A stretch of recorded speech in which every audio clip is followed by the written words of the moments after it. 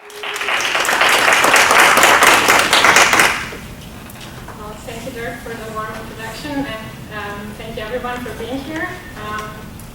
So my talk today will be about how brain disconnections, rather than just focal brain lesions, help us better understand cognitive and language deficits after stroke. And so the title of my talk, Reading Between the Lesions, is meant to capture this idea that to fully grasp post-stroke cognitive deficits, we need to look beyond the visible damage on brain scans and instead focus on what is between the regions. So how disconnections of brain networks can disrupt function. Before we dive into the talk, I would like to briefly talk you to the structure of the talk. First, I'll introduce the concept of disconnection syndromes. These are cases where damage to the brain networks impairs communication between brain regions, resulting in specific cognitive or language deficits. And I'll illustrate this idea with the example of Thalamic aphasia, where a lesion in the thalamus, despite it not being a part of the classical language network, can still cause language impairments due to its key role in connecting language-related cortical regions. Second, I will move on to talking about cognitive impairment in a special subgroup, so in patients with post-stroke aphasia. We know that the language deficits are a hallmark of post-stroke aphasia, but many stroke survivors with aphasia also struggle with other cognitive deficits. And these can critically impair recovery. So I will highlight how we approach assessing these cognitive deficits in this special group. Third, I will discuss the role of the small vessel disease, and particularly white matter hyperintensities, and how they can also potentially contribute to post-stroke cognitive deficits through disconnections. And in this context, I will present our recent study where we examined how disconnections from white matter hyperintensities relate to nonverbal cognitive deficits in post-stroke aphasia, highlighting how both disconnections from stroke lesions and additional white matter damage can jointly affect brain function. So first, we're gonna have a look at disconnection syndromes. These are neurological symptoms that arise not from damage to specific functional brain areas, but rather from lesions that affect connections between these areas.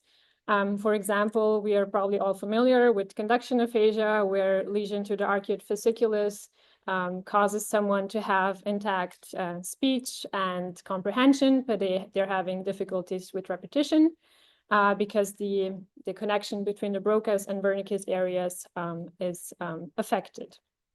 Another example would be callosal syndrome or split brain syndrome, which is a lot less common, but patients would, for example, have difficulties recognizing an object they're holding in the left hand because the information transfer between the hemispheres is impaired because the corpus callosum connects the left and the right hemisphere.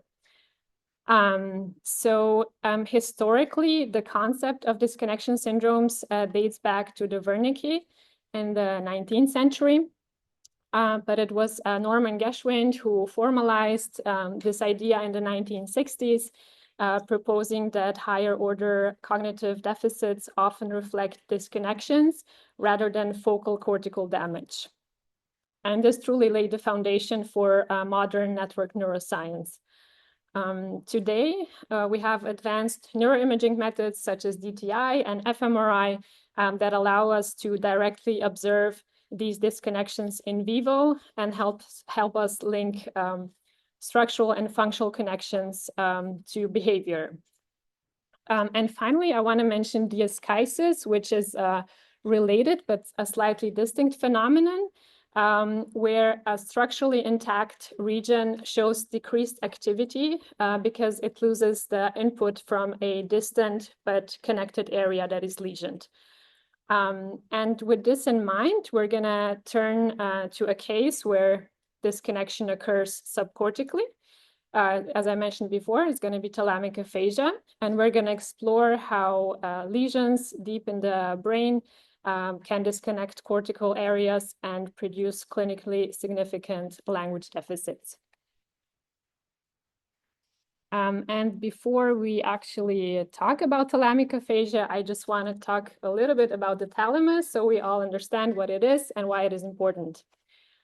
So the thalamus is a deep gray matter structure located at the center of the brain.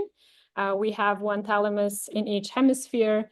It's shown here in this blue rectangle annotated with number 2 in this postmortem brain that was cut coronally like this.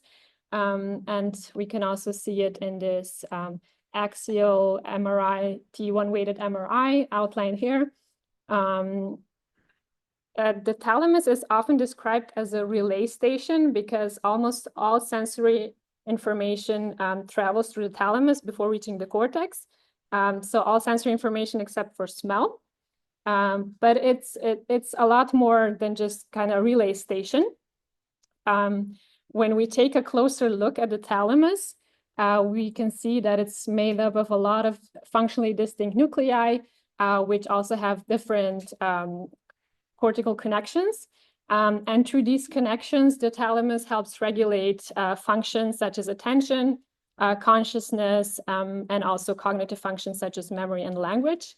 And because of this connectivity, damage to the thalamus, even if in the absence of cortical injury, can disrupt communication between brain regions and result in complex symptoms. So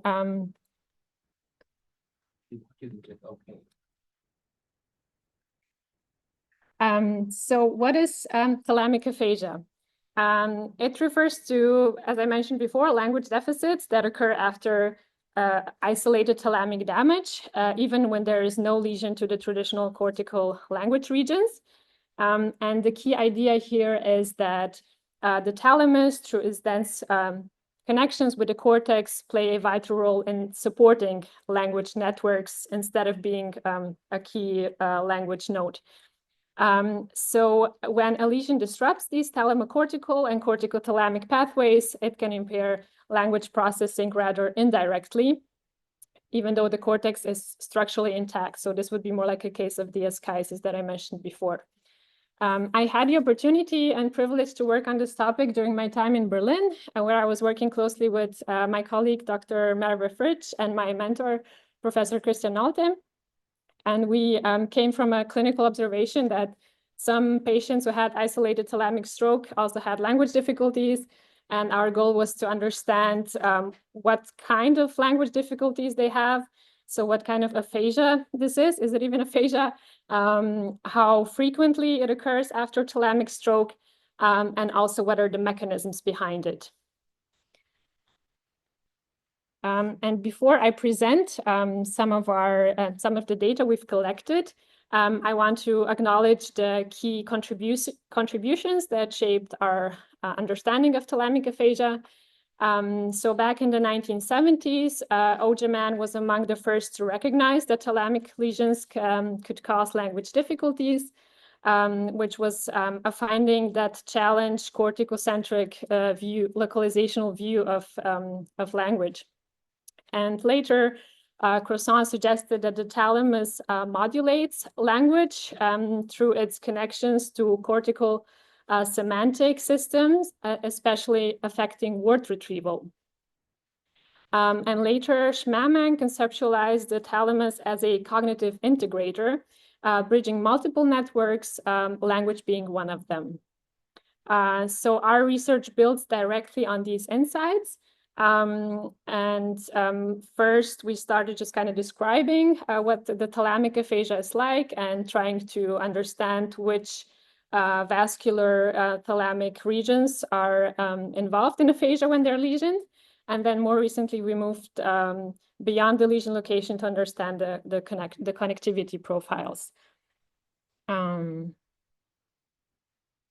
So first, I'll tell you a bit about just descriptive thalamic aphasia, what it's like.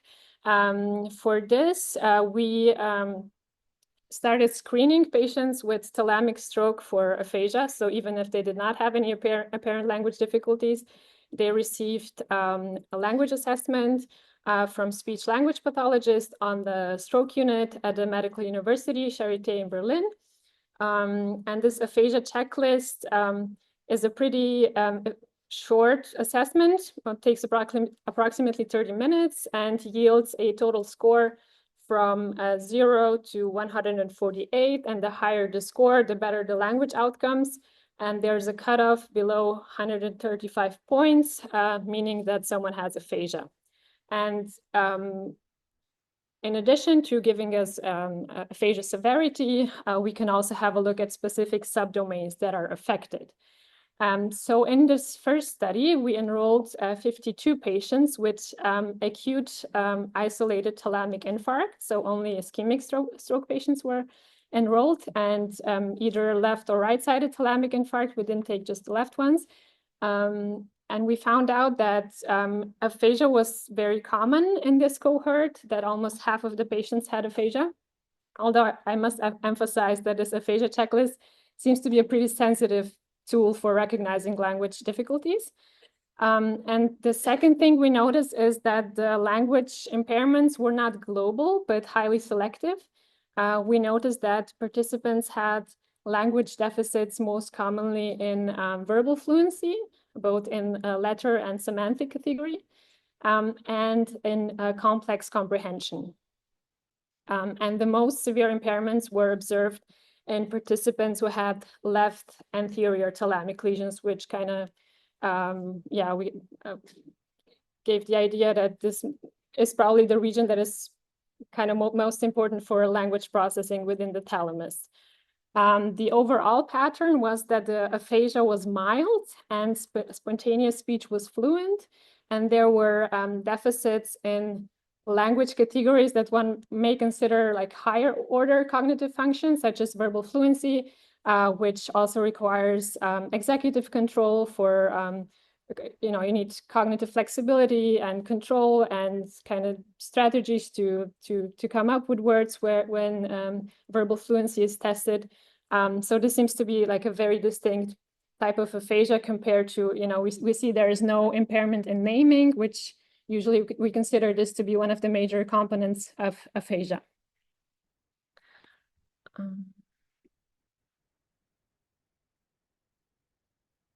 So in our next study, we set out to better understand the mechanisms behind thalamic aphasia by identifying both the thalamic nuclei that are involved in this disorder and also network disruptions.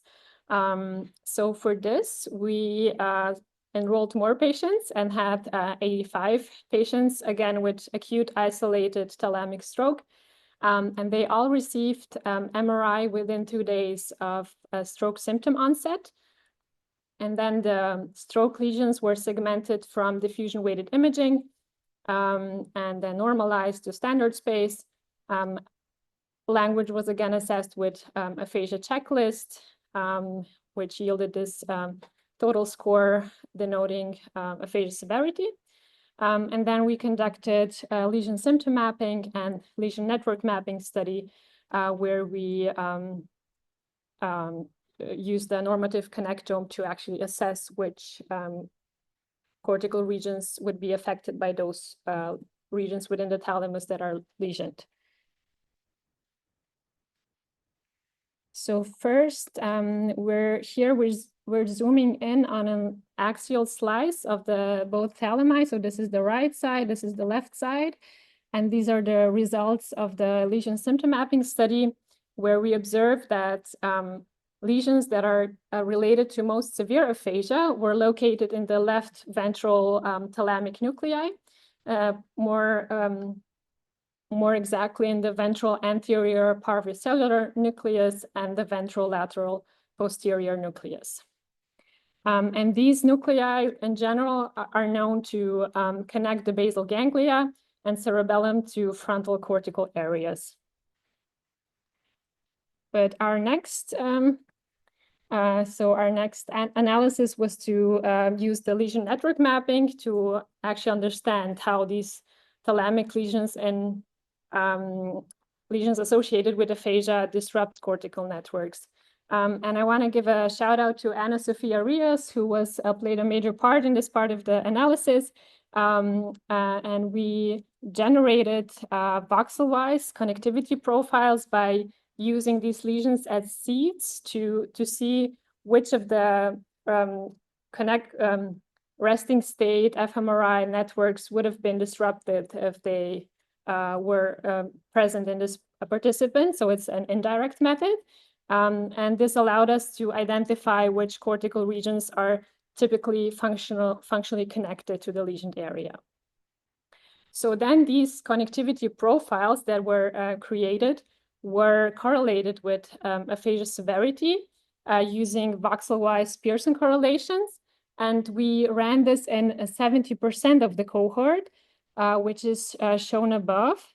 And this yielded a very clear pattern of positively and negatively correlated brain areas. So the ones that are shown in red are more strongly correlated to worse language outcomes, and those that are shown in blue are more negatively, so they have less association with worse outcome.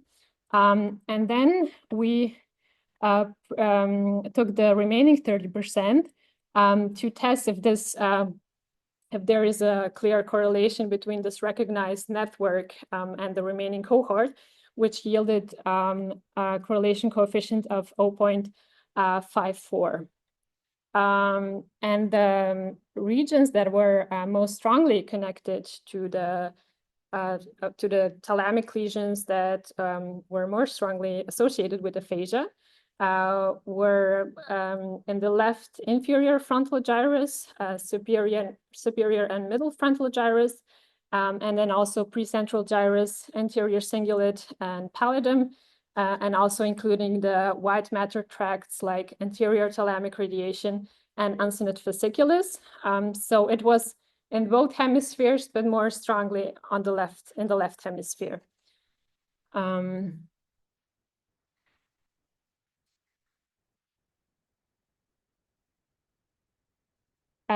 So when we applied a higher threshold, we saw that the peak cortical areas that remained were in the Broca's area. And when we spatially correlated this network that came out of the analysis, we used the decoder and Neurosynth, and the network was matching terms such as semantic, language, retrieval, comprehension, phonological, which kind of gave some additional confirmation that the network we recognized is important for language processes. Okay, so now we're gonna cut and move to a different topic, a bit more general cognitive impairment in post-stroke aphasia. So in general, post-stroke cognitive impairment, so it's here PSCI for short, affects up to 60% of stroke survivors. But this subject is a bit more complicated in individuals with post-stroke aphasia, because there's often overlap with language difficulties, and it can be difficult to disentangle the actual cognitive deficits and language impairments. So it can be either under-recognized or misattributed to language deficits. And despite this, the studies suggest that people with post-stroke aphasia can show impairments in executive function, working memory, attention, and nonverbal reasoning. But the true prevalence of cognitive impairment in this group is still unclear because of the lack of nonverbal or aphasia-friendly assessments. And this matters not only for accurate diagnosis, but also because cognitive impairment has been linked to poor rehabilitation outcomes, and it can also reduce functional independence and quality of life. And perhaps most important, these deficits are not always fully explained by the extent of the stroke lesion, but can also be due to the more diffuse damage of the remaining residual networks outside of the lesion, which can be influenced by small vessel disease. So looking forward, we need better tools to separate language and cognition, and more network-based understanding of how cognitive deficits arise in post-stroke aphasia. So just to make this example a bit more tangible, I'd like to show you one example. When we look at two subjects that have almost the same stroke lesions, looking at the T1 weighted images, but different outcomes, different cognitive outcomes, we may wonder what is the difference between them. If we take a look at their FLAIR images, we can see that there is a difference in the tissue outside of the stroke lesion. And this subject number 2 has these bright white spots that are white matter hyperintensities that are also segmented here. And they can cause a lot more disruptions than in a brain that doesn't have any of this white matter damage. So while the first subject recovers within cognitive domains, the second one struggles to relate objects meaningfully. And this was kind of the idea behind the second project I'm going to present, to see if these disconnections caused by white matter damage can help us explain cognitive deficits focused on participants with post-stroke aphasia. So before presenting the next work, I'm gonna just introduce what cerebral small vessel disease is and how it matters for post-stroke cognition and also brain network integrity. So cerebral small vessel disease refers to pathological changes in the brain's small vessels that is increasingly recognized as a determinant of cognitive function, particularly after stroke. So there are a lot of different components of cerebral small vessel disease, but white matter hyperintensities are most studied in research, but there's also would be small subcortical infarcts that can turn into lacunes or enlarged perivascular spaces, and microbleeds, but just in the study that I'm going to present, we just focused on white matter hyperintensities. I just want to emphasize that there's also more to just white matter hyperintensities. So the white matter hyperintensities appear as bright or hyperintense areas on T2 weighted and FLAIR images. They accumulate over time, often silently, and are driven by modifiable vascular factors such as diabetes, hypertension, and smoking. And multiple studies have shown that they can independently predict cognitive decline post-stroke and can cause problems such as executive dysfunction, impair processing speed, and semantic function. And there have also been a lot of some studies that show that white matter hyperintensities negatively affect language outcomes. So now let's take a look at how the white matter hyperintensities physically disrupt structural connectivity to help us understand how this considered silent pathology can have very real cognitive consequences. So on this illustration, we see the white matter hyperintensity shown in yellow around the ventricles and extending into the deep white matter. And they're really affecting the connections leading to the cortex, which is, again, structurally intact. But it can, due to these severed connections, it can lead to cortical thinning over time and also cause some neurological cognitive symptoms. And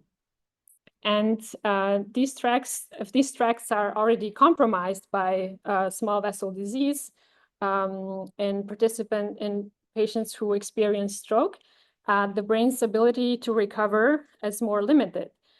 So two patients with the same stroke lesion may have very different outcomes depending on the integrity of the white matter connections. So I'm gonna show you, present you the study that was dealing with exactly these questions, how the disconnections caused by white matter hyperintensities contribute to cognitive deficits. And I want to emphasize that this was a collaborative effort. I wanna highlight my lead co-author, Dr. Natalie Busby, and my mentor, Dr. Leonardo Boniglia. And also, of course, all the other co-authors who helped with this work.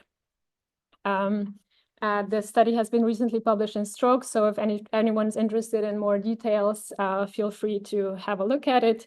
Next, I will walk you through the methods and key findings and what they teach us about white matter disconnections as a mechanism for nonverbal cognitive deficits in stroke survivors with aphasia.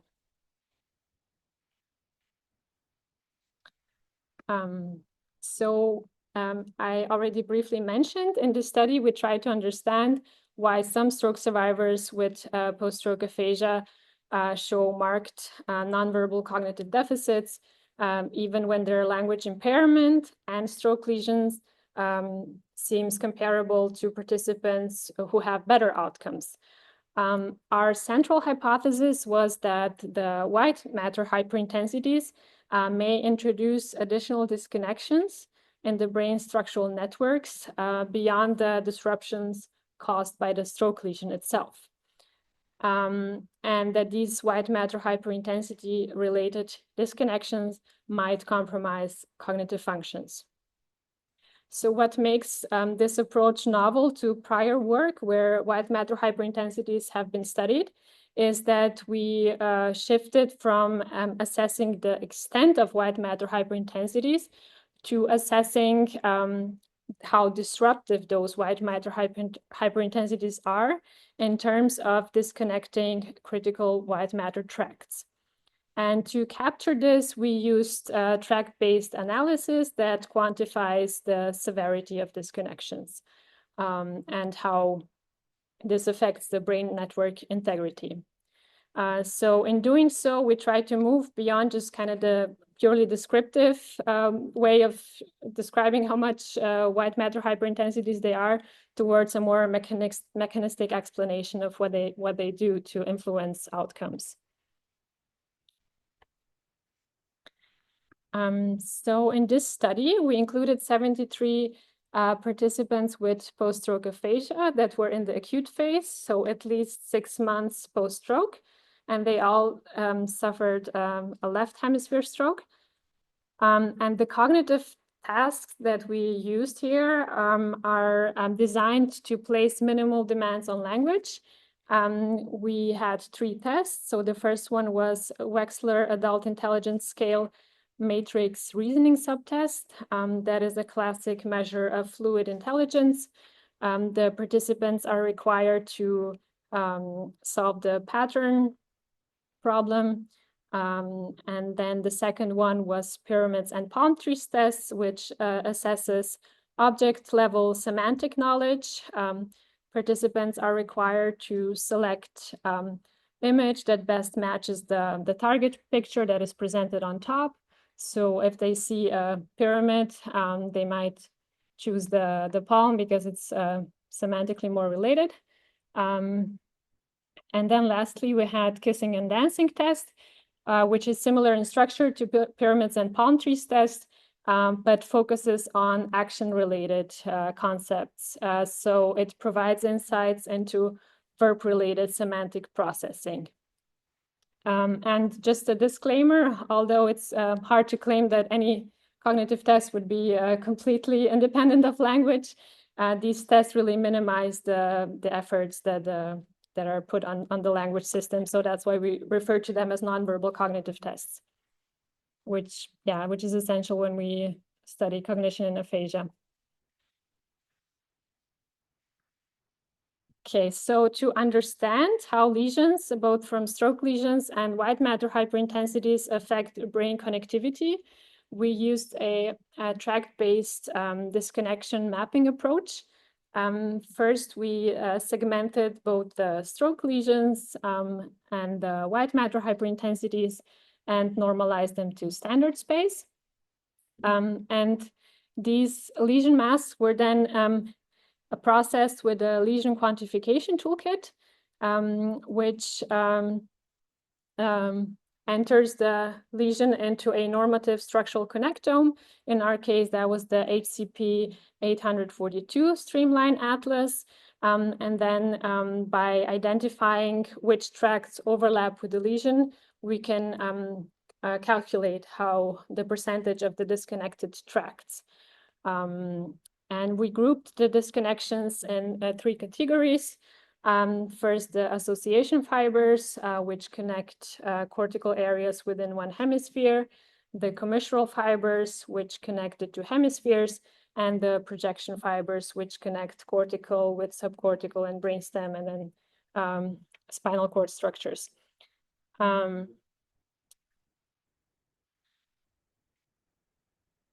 Yeah, so the idea was that the disconnection caused by the lesion give us a more meaningful metric of what happens in the brain.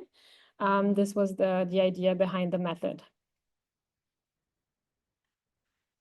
Okay, so next I'll show you what we found. We first assessed how frequent the nonverbal cognitive deficits occur in post-stroke aphasia. The highest impairment was on the pyramids and palm trees tests at just over 60%, followed by kissing and dancing tests, and then the Ways matrix reasoning subtask. And so this pattern tells us that especially nonverbal semantic processing seems to be vulnerable in this population, especially for object-related meanings. And then we ran regression analysis to first see how much of these deficits can be explained by stroke-related disconnections. And in these models, we were always controlling for the stroke lesion volume, age, months post-stroke, education, and sex. And we noticed that the stroke relation disconnections were actually pretty weak predictors. So even though the participants sustained a very obvious damage to the brain, which is bigger than the small vessel disease usually, this did not really predict the nonverbal cognitive deficits very well. But once we added disconnections related to white matter hyperintensities, the model fit increased really well. So it was from 11% to explaining 34% of variance. And this was the strongest for semantic deficits for the pyramids and palm trees test, which was the only domain that survives correction for multiple comparison. So the findings reinforce the importance of considering the small vessel disease when we study cognition in post-stroke participants, especially the disconnections related to that.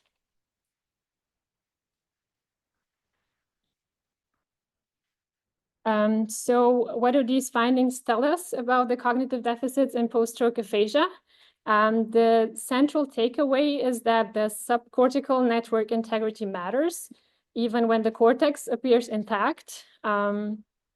And this is particularly relevant in post-stroke aphasia, where language networks and semantic networks can be affected by the stroke lesions anyway. And Yeah, so I already mentioned that the white matter hyperintensity related disconnections are especially detrimental to semantic processing, which kind of makes sense given that the semantic systems are very widely spread, and also the white matter hyperintensities are usually very diffuse, like not limited to a certain vascular territory. So it kind of makes sense that this would make such a big impact. And interestingly, the pyramids and palm trees tests emerged as a particularly sensitive marker for these disconnections, which may suggest that it could serve as a clinical marker of white matter hyperintensity related network vulnerability, especially useful in patients where language output is limited. And these insights also carry some therapeutic implications. So first, we see that the network level assessment is important, not just the lesion size or cortical damage. And they also underscore the need to address cardiovascular risk factors such as hypertension and diabetes to protect white matter integrity.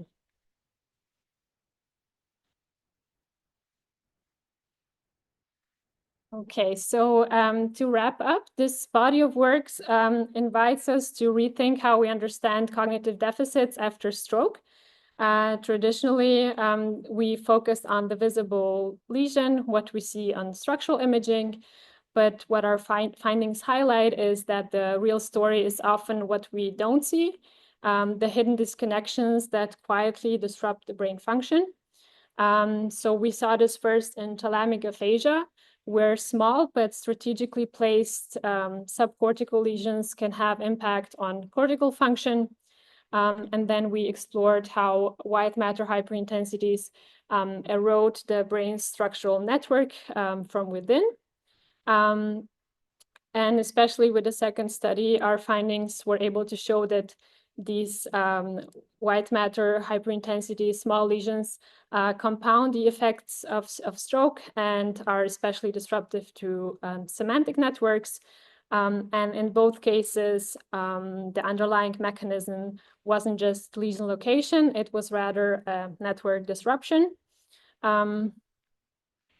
So one thing that I want to mention is that both studies, of course, used indirect methods, which can be a limitation, but it can also be very useful in cases where we don't have advanced neuroimaging, such as DTI or fMRI.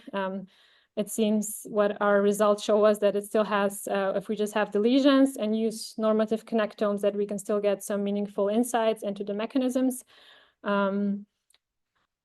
So yes, the broader takeaway is that stroke recovery should focus on the network integrity, and it's about reconnecting what's been disconnected. And we need to look beyond the focal damage and also focus towards on the health of the entire brain network. And that's all.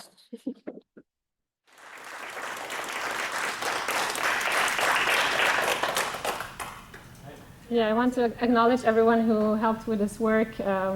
So, of course, my mentor, Leonardo Bonilla, Julius Friedrichsen, Natalie, who was very important for the second study, and all other co-authors, and my team from Berlin. And I also want to thank everyone in the lab for making such a great research environment. Of course, study participants as well. Yeah, thank you. And I'm open for any questions and discussion. Let's do questions from the room first. I'll take a listen. You may need to repeat the questions. Sigfus was first. Thank you so much for a really good talk here. I'm wondering, these are really convincing results, and you make a very strong case for how much of a variance in aphasic, well, in some aspects of aphasic performance and cognition are associated with disconnection, structural disconnection.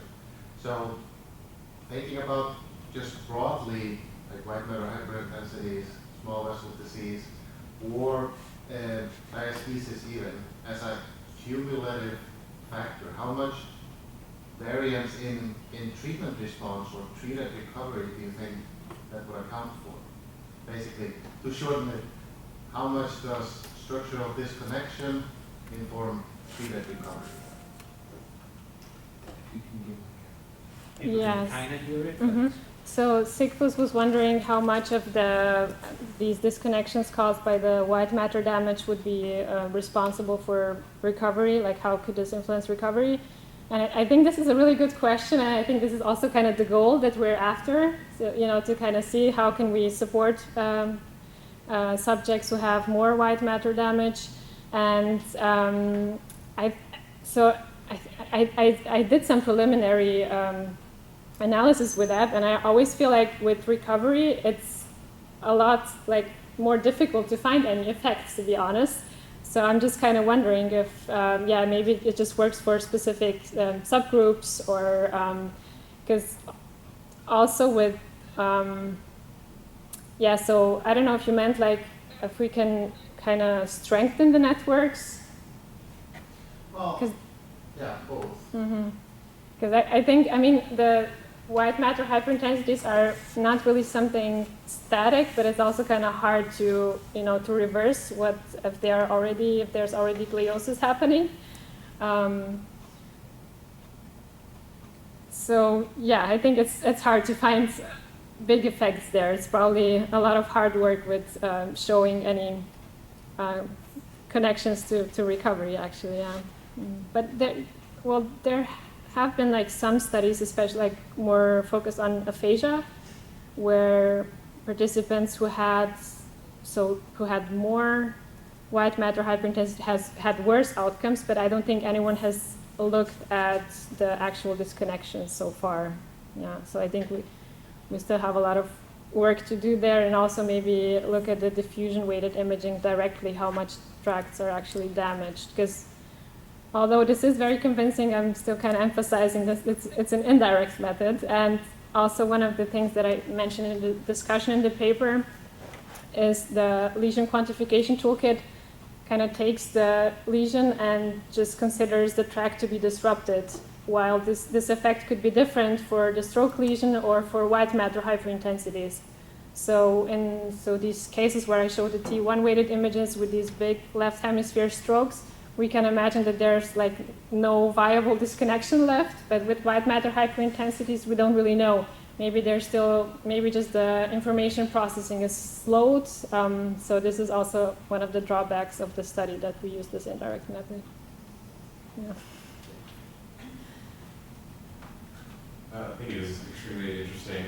So the white matter hyperintensities, the question I had is whether, to what extent there's an interaction effect of the stroke such that they impair recovery or magnify the deficits caused by the stroke, or they simply, or to some extent, just cause deficits to begin with, which add on to the effects of the stroke. Do you have any thoughts about that? We don't really know, I guess, in some sense, right, what their pre-morbid language or cognitive abilities were, so I'm just curious what your thoughts are. Yeah, so let me repeat there. Yeah, so William was wondering if about the kind of compounding effects of the white matter hyperintensities in addition to the stroke lesions, if we can kind of disentangle that, what was there before and what happened through the lesion. So I would always differentiate this into specific, for example, if the language is impaired in someone who has left hemisphere stroke, I think that the pretty obvious reason, of course, is the stroke, but with functions like executive functions or attention, like processing speed, this is something that's more distributed in the brain, and it's probably better to focus on these domains. And yeah, it's more about the question of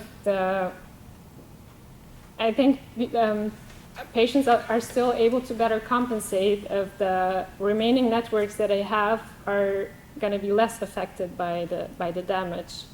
It's just kind of hard to quantify, and especially also what was the status before the stroke. So I think probably the only way to address this is through population-based studies, where like the UK Biobank, where you actually follow up healthy people, and some of them will unfortunately have stroke, and then you can really assess what was there before, what was there after, how are they going to respond to therapy. Otherwise, it's just speculation, I guess.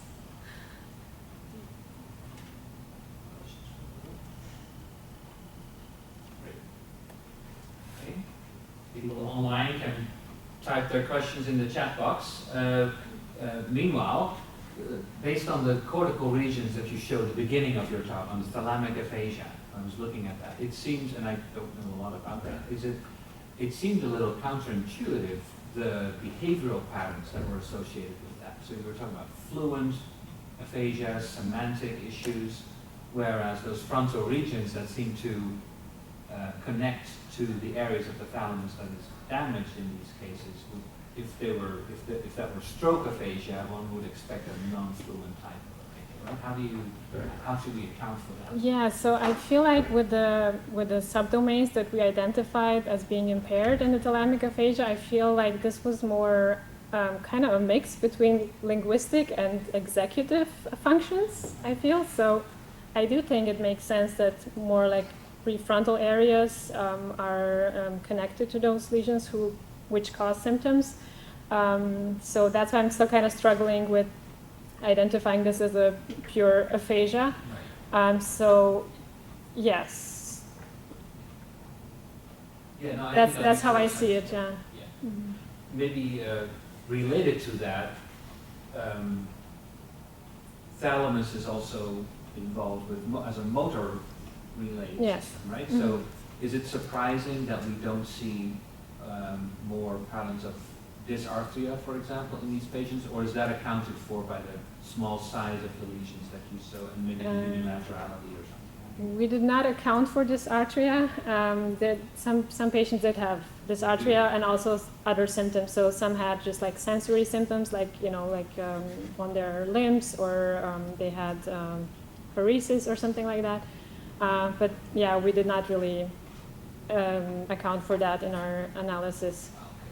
But this would also be more like the ones that are like located even more laterally, because the ones we identified were like ventrolateral, more like in the anterior portion of the thalamus, and I feel like the ones that are more involved in the motor and sensory function are more like even more laterally, not like in these like anterior regions. Scott. Scott Decker, Department of Psychology. So in at least in one study, you include 3 tests, the matrices, the language. Mm-hmm. Like, is it possible the white matter hyperintensities just produce global kind of deficits where everything's lower? So were there other tests included that might demonstrate that there's spared as well as impaired cognition? Mm-hmm. If you can repeat that. Yes. So the question was with the tests that we included in the second study that seemed to measure more, like the question is if this is just kind of a measure of global cognitive decline, or if we included any other tests that didn't show impairment. So these were the only tests that I analyzed for this study. I think I would have to ask Mary if she...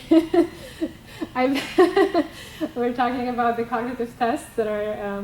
Because Mary Aitchison is assessing participants with post-stroke aphasia even more detailed now in regards to cognitive deficits they have.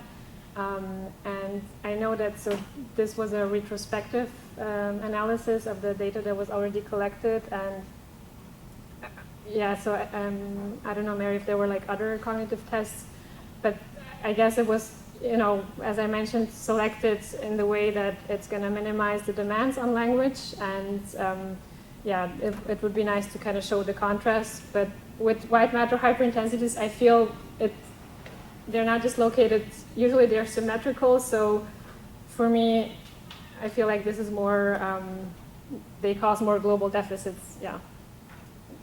As a follow-up, I mean, you have the language data, right? I mean, you could rerun the analysis with log scores.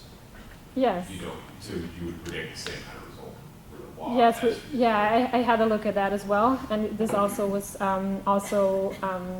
explained more of the variance in language deficits. It's just that the study then would kind of focus more on the nonverbal cognitive deficits, but it was also the case. Yes. I have a question.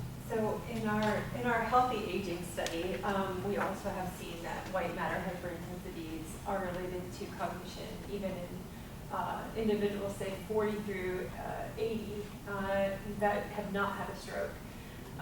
And I'm kind of curious, like, do you think that there's an acceleration of white matter hyperintensities after people have had stroke that would lead to greater damage? Or like if you took two individuals, one who has had a stroke and one who's not, and you track them longitudinally, I'm just asking you to speculate, by the way, would you expect them both to like sort of have the same rates, or would you expect one perhaps to have a different trajectory? You mean just the cognitive trajectory, or in terms of how many white matter hyperintensities they're going to have additionally? Yeah, in terms of white matter hyperintensities. So Sarah was wondering if there is a difference when someone has a stroke, if we could expect like a worse trajectory in terms of more white matter hyperintensities, and I guess also worse cognition probably.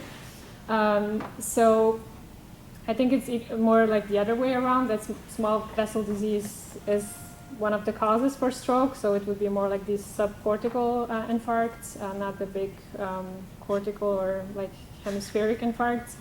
And of course, stroke is related to other, like to cardiovascular risk factors, so it would be more, it would depend more on if we control for these factors. So if someone had a stroke and the cardiovascular risk factors are not controlled well, then I would expect the white matter hyperintensities to progress, but just the stroke itself would not cause more white matter hyperintensities.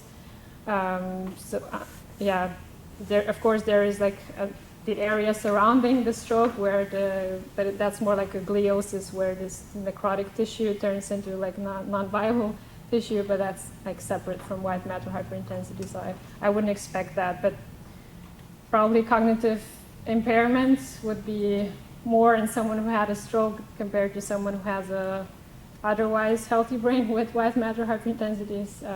I would expect there maybe to have like a lot worse cognitive trajectory in the person with a stroke. We do have another online question Okay, from Kirana Tsapini. Thank you for a talk on a not so common topic. Have you checked the effect of white matter hyperintensities in other tasks such as word production tasks? I guess I did not get the rationale of looking only at nonverbal, semantic, and cognitive tasks. Are they supposed to be linked to particular tracks? Could you please explain? Yes, so now I don't have to repeat the question, right? Because I speak very loudly. Okay. So there has been, from my perspective, a lot of work that is looking at the verbal effects of white matter hyperintensities on verbal outcomes. So this was the reason why we focused on nonverbal cognitive outcomes, even though I also did some analysis, which is using the Western aphasia battery coefficient to just look if this affects the language outcomes, if this is meant with like verbal outcomes. And what was the second? So the rationale for looking Yes. mostly at nonverbal, semantic, and cognitive tasks, Oh, are if they there supposed were- to be linked to particular tracks? Yes. So this was kind of, for us, a first step to look if we can actually show that the disconnection matters, looking beyond just the white matter hyperintensity volume, which was done in previous studies. But we did not look at a very like specific tract, so we categorized them into associative and then projection and commissural fibers, and there were the biggest effects were seen for association fibers and projection fibers, but we did not like look at very specific tracts, which would also be something very interesting, because now we see that Semantic knowledge seems to be affected, and it would be, of course, also interesting to look at more specific tracts, but we haven't done this for now. Thank you. I think that does bring us to the end. Thank you so much. It's a great talk.